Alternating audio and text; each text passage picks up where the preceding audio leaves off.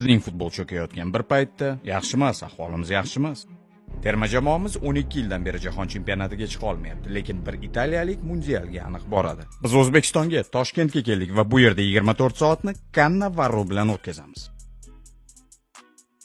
Ana uning o'zi qayerlarga kelib qolding? Fabio Cannavaro futbol tarixidagi eng yaxshi himoyachilardan biri. Oltin to'pni qo'lga kiritgan 5-chi va so'nggi italiyalik futbolchi. U Italiya terma jamoasi safida 4 ta jahon chempionatida ishtirok etgan. 2002 va 2010-yillar davomida terma jamoa sardori bo'lgan va 2006-yilda jahon chempioniga aylangan. Shu voqealardan 20 yil o'tib Fabio Cannavaro O'zbekiston milliy terma jamoasini 2026-yilgi jahon chempionatiga boshlab boradi. O'zbekiston juda tez o'sib boryapti va murabbiylik taklifini qabul qilishimga asosiy sabablardan biri ham shu. Bu yerda talantlar ustida kuchli ishlanmoqda. Menimcha asosiy sabablardan yana bittasi bu maosh bo'lsa kerak. Bu haqida ko'p gaplar yuribdi. U oktyabr oyida O'zbekiston terma jamoasi bilan shartnoma imzolaganda uning maoshi 4 million yevro ekanligi haqida xabarlar chiqqandi. Va bu uni dunyoning eng ko'p maosh oluvchi murabbiylar top 10 taligiga kirganini anglatardi. Sen bu xabarni bir necha marotaba rad etding. Bu bo'lmagan gap. Har doim mana shunday gaplar bo'lib turadi. Xitoyga borganimda pul uchun ketgan deyishdi, keyin Xorvatiyaga borganimda yana pul uchun ketdi deyishdi. Lekin Udinezeni seriyada saqlab qolganim va u yerdagi maoshim haqida negadir xabarlar chiqmaydi. Bir kun kelib, kelajakda Italiyaga qaytasan-a? Italiya chempionatida ishlash har doim mening maqsadim bo'lib kelgan. Lekin terma jamoada ishlash klubdan ko'ra farq qiladi. Ingliz tilini yaxshi bilasanmi? Men bir necha yil davomida Xitoy terma jamoasini ingliz tilida gapirmasdan boshqarganman. Hakamlar bilan qanday gaplashgansiz? Tabassum bilan. Yo'l-yo'lakay Cannavaro Toshkentdagi supermarketlardan biriga to'xtab o'tdi. 8300 bu qancha bo'ladi o'zi? Kurs qancha bo'lishini hali ham bilmaysanmi? Oshpaz bu kartoshkani yaxshilab pishiradi. Demak murabbiy jamoa uchun bozorlik qiladi. Shunday. Endi hozir maydonga boramiz. Mana shu, ha shu. Zo'r ekan. Bu joy sentyabr oyida ochilgan. Bu markazda bizni Fabioning ukasi Paolo kutib oldi. Siz ikkalangiz buncha uzoqqa ketib qoldinglar.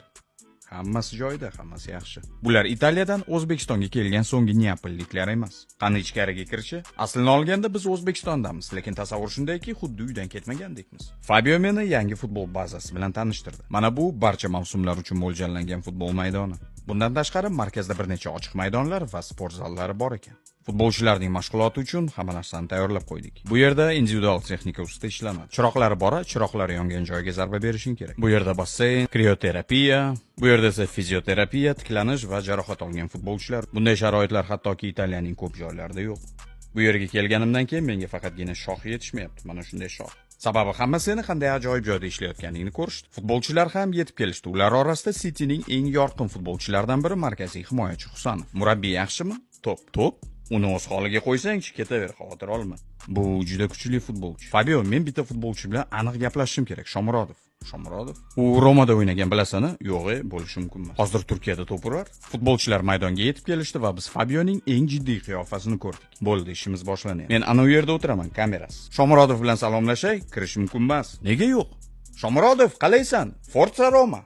Cannavaroning mashg'ulotlari boshlandi. Futbolchilar har xil mashqlarni bajarayotgan bir paytda Cannavaroning ishonchli tarjimoni uning haqiqiy soyasiga aylandi. Tarjimon har doim sen bilanmi? Ha. Va oxir-oqibat mening istagim amalga oshdi. U men tomonga kela boshladi. Romaning sobiq futbolchisi, hozirda Bashakshahirning to'purari Eldor Shomurodov. Sen Turkiyada ko'p gollarni kirita boshlading. Ha, yomonmi? Nega bu ishni Romada qilmading? Italiyada ko'p gol kiritish ancha qiyin. Ha, to'g'ri. Cannavaro qanaqa ekan? Ajoyib.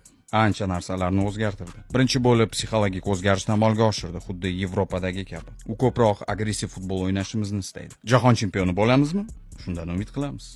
Biz albatta harakat qilamiz. Mumkin emas, maydonga kirish mumkin emas. Bu yozilmagan qonun. Ha, uzr. Mana bu yerda bizning xonalarimiz mashg'ulotlardan keyin hamma o'z ishlari bilan band. Jahon chempionatiga qanday maqsad qo'ygansan? Jahon chempionatiga tartibli terma jamoa sifatida tashrif buyurish va shu orqali bizdan anchagina kuchli bo'lgan yevropalik raqiblarimizga qiyinchilik taqdim etish. Va bundan tashqari maydondagi qo'rquvni olib tashlash maqsadida men futbolchilarning psixologik holati bilan ham ishlashim kerak. O'zingga o'xshatadigan futbolchi kim? Mening ba'zi bir ko'rsatkichlarim unikal edi. Lekin bugun Husanovda men o'zimning ba'zi bir xislatlarimni ko'ryapman. Men har doim oxirigacha kurashganman. U ham shunday. Qaysi futbolchiga murabbiylik qilishni istarding? Yaxshi savol. Vinicius xarakteri og'ir-og'ir, lekin ajoyib futbolchi. Uni Yamaldan ustun qo'yasanmi? Ular birga o'ynashi mumkin. Bu mavsum Chempionlar Ligasi g'olibi, Bavariya mundial g'olibi, Fransiyada 3-4 ta tarkibdan iborat fantastik futbolchilar bor. Italiya chempionatida-chi? Inter ayni paytda kattagina farqni yuzaga keltira oldi. Dunyoning eng yaxshi murabbiyi har doim Gvardiola.